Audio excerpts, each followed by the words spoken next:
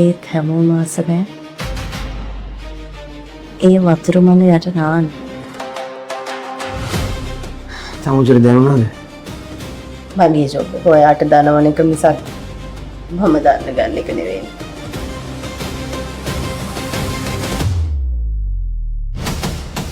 සුදු පැයට කීයද? පැයට කීයද? සැප ඉල්ල ගන්නවා ගිහිල්ලා මම අම්මුන්ට බය නෑ.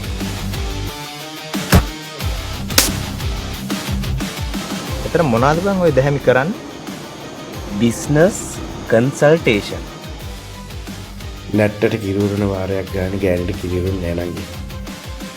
ඒක දන්නේ ස්පා එකේ ටිෂු රෝලයි බේබි ක්‍රීම් බෝතලේ විතරයි.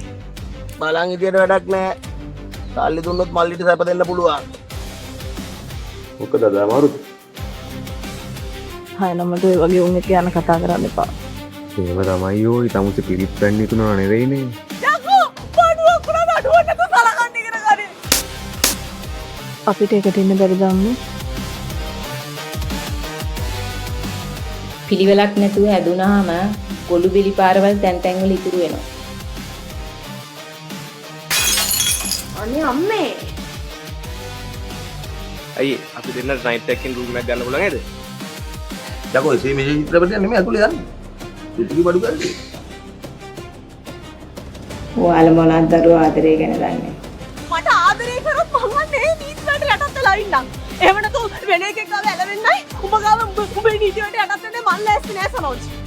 මට ඕනේ එකපාරක් ගෑන් දෙන්නෙක් එක්ක බුදියන්න.